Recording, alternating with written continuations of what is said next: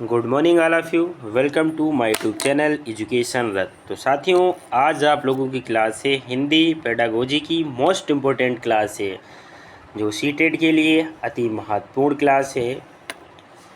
तो हमारे साथ वीडियो में अंत तक ज़रूर बने रहिएगा।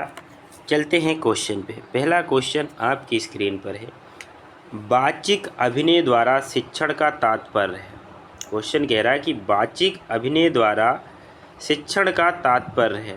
फर्स्ट ऑप्शन अध्यापक द्वारा नाटक का वाचन। सेकेंड ऑप्शन कई विद्यार्थियों द्वारा विभिन्न पात्रों की संवाद बोलना। थर्ड ऑप्शन एक छात्र द्वारा नाटक का वाचन करना। और फोर्थ है अध्यापक द्वारा नाटक का अभिनय करना। तो first will be the right answer, अध्यापक द्वारा नाटक का वाचन करना। नेक्स्ट क्वेश्चन पे चलते हैं। क्वेश्चन नंबर 2, अक्षर कार्डों के द्वारा शब्द बनाना, शब्द के हिज्जे अक्षर पूर्ति करना आदि को कहते हैं। फर्स्ट ऑप्शन अक्षर चक्र विधि, सेकेंड फ्लैश कार्ड विधि, या टेप रिकॉर्डर विधि, या उच्चारण विधि।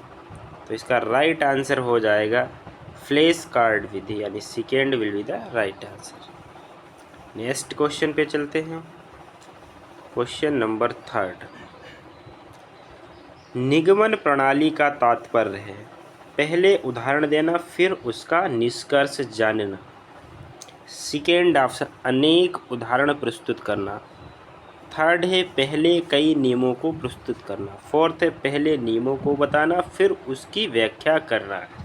तो इसका राइट आंसर हो जाएगा fourth will be the right answer, पहले नियमों को बताना फिर उसकी व्याख्या करना। नेक्स्ट क्वेश्चन पे चलते हैं।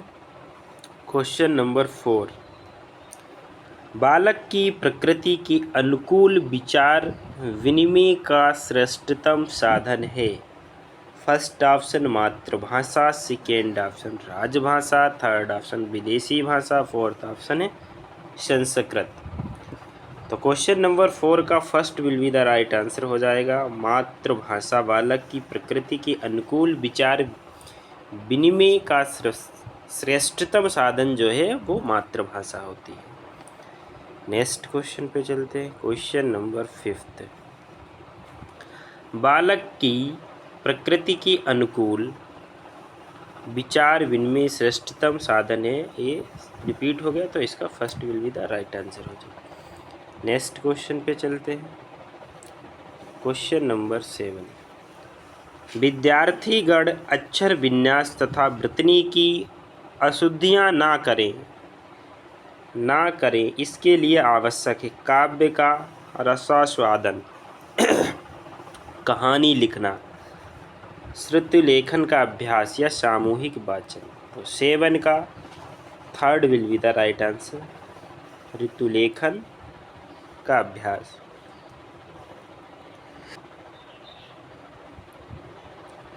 नेक्स्ट क्वेश्चन आपकी स्क्रीन पर, शिक्षण प्रतिपुष्टि पुनः नियोजन, पुनः शिक्षण पुनः प्रतिपुष्टि नियोजन, शिक्षण उपयुक्त शिक्षण के चक्र किस प्रकार के शिक्षण का है। फर्स्ट ऑप्शन समूह शिक्षण, सेकेंड व्यावसायिक शिक्षण, थर्ड द्रुत शिक्षण, और फोर्थ है सूक्ष्म शिक्षण। तो 8 का fourth will be the right answer, सूक्ष्म शिक्षण। नेक्स्ट क्वेश्चन पे चलते हैं। क्वेश्चन नंबर 9, कक्षा में उच्चारण कराते समय अध्यापक पहले बोलता है और बच्चे उसके बाद बोलते हैं, तो उस विधि को कहते हैं अनुकरण विधि, ध्यानात्मक विधि, रसास्वादन विधि, या व्याख्यान विधि। तो इसे क्या बोलते हैं, अनुकरण विधि, यानी first will be the right answer. Next question पे चलते हैं। क्वेश्चन नंबर 10, सहचार्य विधि का आविष्कार किया था हार्वर्ड ने, मॉन्टेसरी ने, या राइबर्न ने, या हंटर ने। तो मॉन्टेसरी ने सहचार्य विधि का आविष्कार किया था, मॉन्टेसरी ने। नेक्स्ट क्वेश्चन पे चलते हैं। क्वेश्चन नंबर 11, भाषा अर्जन है। फर्स्ट ऑप्शन सहज स्वाभाविक होता है, प्रयासपूर्ण होता है। या थर्ड, शिक्षक की आवश्यक स्थिति की मांग करता है। फोर्थ है, भाषा की कक्षा में ही संभव है। तो 11 का आंसर क्या हो जाएगा? First will be the right answer. Next question पे चलते हैं। क्वेश्चन नंबर 12, उपचारात्मक शिक्षण की सफलता मुख्यतः निर्भर करती है समस्याओं की पहचान पर, समस्याओं के कारणों की सही पहचान पर। थर्ड, बच्चों की सही समझ और सांस्कृतिक पृष्ठभूमि पर। और फोर्थ है, बच्चों की भाषागत त्रुटियों की सूची बनाने पर। तो 12 का second will be the right answer, समस्याओं के कारणों की सही पहचान। नेक्स्ट क्वेश्चन पे चलते हैं। क्वेश्चन नंबर 13, भाषा के संदर्भ में निदानात्मक परीक्षण का उद्देश्य बच्चों को विभिन्न श्रेणियों में विभक्त करना। बच्चों की भाषा प्रयोग संबंधी कठिनाइयों की संभावित कारणों की पहचान करना। थर्ड, बच्चों हेतु भाषा प्रयोग के अवसर जुटाना।